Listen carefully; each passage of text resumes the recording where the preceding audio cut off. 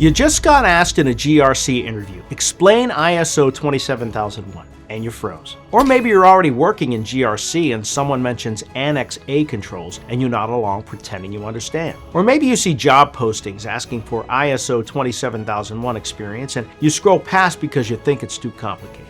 I'm Professor Francis, Director of Career Placement at ExcelMind Cyber Institute, and today I'm going to fix that in 9 minutes. By the end of this, you'll be able to explain ISO 27001 clearly in any interview, including what the controls are and how companies actually use them, even if you've never worked with it before. This is what we teach at ExcelMind Cyber Institute. We've helped hundreds of GRC professionals understand ISO 27001. Not memorize it, understand it. Because once you understand it, you can work with any security framework. They all work the same way. So I'm breaking down ISO 27001 in plain English. What it actually is. Why do companies pay big money for people who know it? What the controls mean with real examples you can use tomorrow. And by minute 9, you'll be able to explain ISO 27001 better than most people who've been certified for years. Let's start.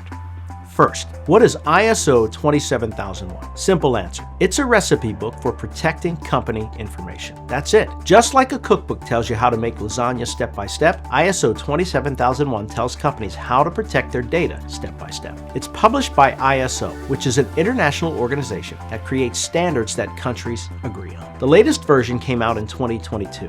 Now, why does this matter to you as a GRC professional? 3 reasons. 1. Companies get audited against ISO 27001. Someone needs to manage that audit. That's you. 2. GRC analysts who know ISO 27001 make $10,000 to $15,000 more per year than those who don't. And 3, once you understand ISO 27001, you understand SOC 2, NIST, all of them, because they're all asking the same questions in different words. Let me break down what ISO 27001 actually protects. 3 things: confidentiality, integrity, and availability. We call it the CIA triad. Sounds fancy, but it's simple. Let me show you a banking example. You open a savings account. Confidentiality means only you and the bank can see your balance. Not your neighbor, not some random person, only authorized people. Integrity means the bank calculates your balance correctly. If you deposit $1,000, it shows $1,000, not $500. The data is accurate.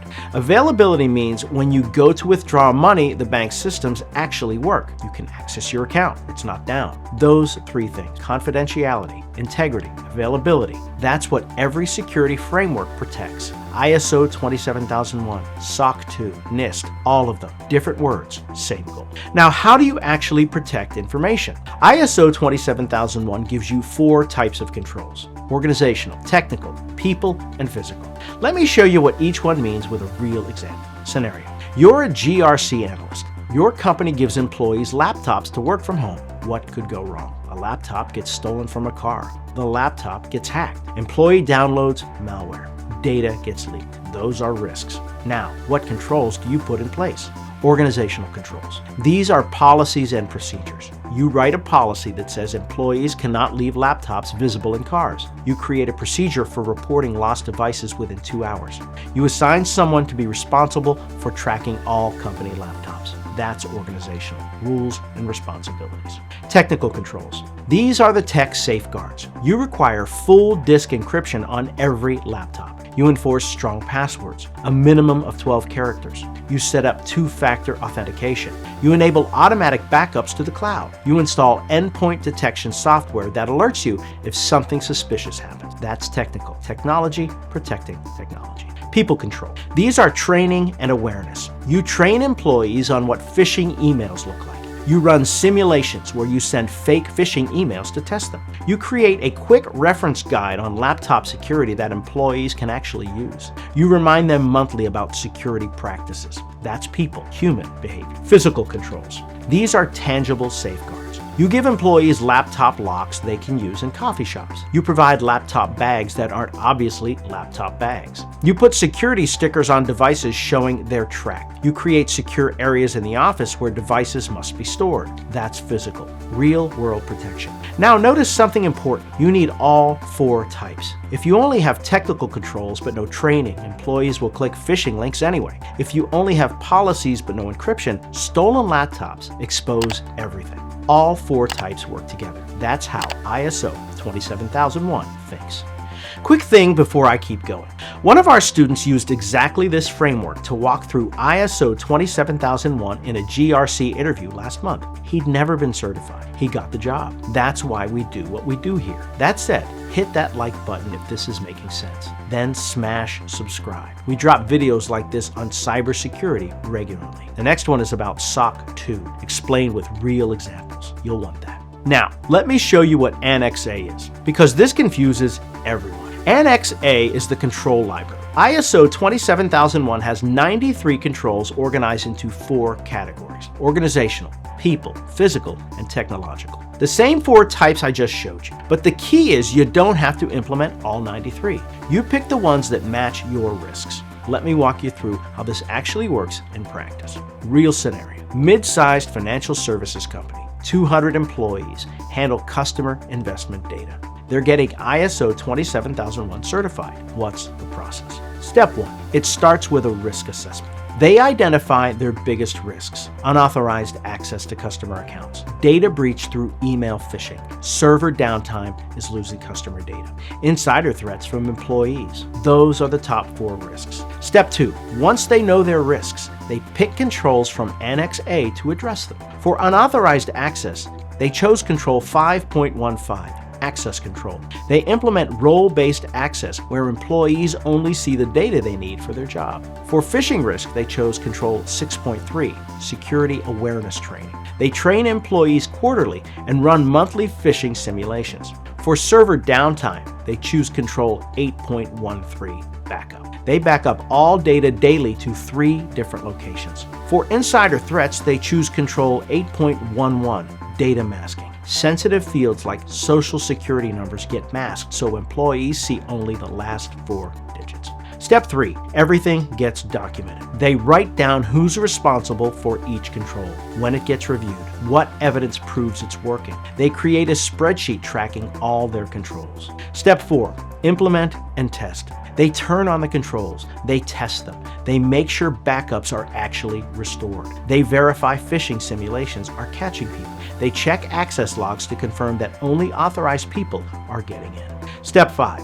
Audit. An external auditor comes in, asks to see evidence. Show me your backup logs. Show me your training records. Show me your access reviews. The company pulls up their spreadsheet, shows the documentation, and proves the control work. Auditor signs off, the company gets certified. That's the real process. Not complicated, not mysterious. Identify risks, pick controls, implement them, prove they work. That's ISO 27001 in action. Now let me show you the mistakes people make. Mistake 1, trying to memorize control numbers. Control 5.1, 5.2, 5.3. Nobody cares. Auditors don't quiz you on numbers. They ask, can you show me how you protect data? Show them the controls in action, not the numbers. Mistake 2, thinking ISO 27001 is only for big companies. Wrong. We've worked with companies as small as 20 employees who are ISO certified. If you handle sensitive data, you can get certified regardless of size. Mistake 3, thinking you need to be technical to understand this. You don't. You need to understand risk. You need to know what questions to ask. You need to organize evidence. All GRC skills, not coding skills. Mistake 4, implementing all 93 controls because you think you have to. No. Pick the ones for your risks. A 50-person software startup doesn't need the same controls as a 10,000-person bank. Risk-based approach. That's the whole point. This is how to actually start learning ISO 27001. Don't read the entire standard front to back. That's 30 pages of dense text. Instead, do 3 things. 1. Learn the CIA triad: confidentiality, integrity, availability. Understand what each means with real examples. Practice explaining them to someone who's not in tech. If you can make your friend understand it, you understand it. 2. Learn the 4 control types: organizational, technical, people, physical. For each type, think of 3 examples from your own life. How do you protect your phone? Passwords are technical. Keeping it in your pocket is physical. Not clicking suspicious links is the people. Having a rule to lock it when not in use is organizational. Same logic. 3. Pick one Annex A control and read about it. Start with access control because every company needs it. Understand what it's trying to prevent and how companies implement it. Then move to the next one. Learn by doing, not by reading the whole list. If you're in a GRC role right now and your company uses ISO 27001, volunteer to help with the next audit. Ask to shadow who's ever managing it. You'll learn more in one audit cycle than by reading 10 articles. Real experience beats theory every time. If you're trying to get into GRC and job postings mention ISO 27001, don't skip them. Put on your resume that you understand the ISO 27001 framework and control implementation. Then, when they ask in the interview, explain it the way I just showed you. CIA triad, 4 control types, risk-based approach. You'll sound more knowledgeable than people who've been certified for years but just memorized. Look, ISO 27001 isn't scary. It's not complicated. It's a framework, a recipe. You assess what could go wrong. You pick controls that prevent it. You prove the controls work. That's the whole thing. Everything else is just details. And once you understand this, you understand every security framework. Because SOC 2, same thing. NIST CSF, same thing. HIPAA, same thing. They all want you to identify risks and implement controls. The only difference is the language they use. If you're working toward a GRC role and you want to know how to apply ISO 27001 knowledge in a way that actually shows up on your resume and in your interviews, the first link in the description is where you go. Excel Mind Cyber Institute works through this with you practically, not just theoretically. You'll also get daily tasks, personalized guidance, and the skills that actually land you a job. So if you're ready to turn your cybersecurity dreams into reality, check out the challenge in the description below. You got this. ISO 27001 is just organized common sense for protecting information. And now you understand it. Go use it.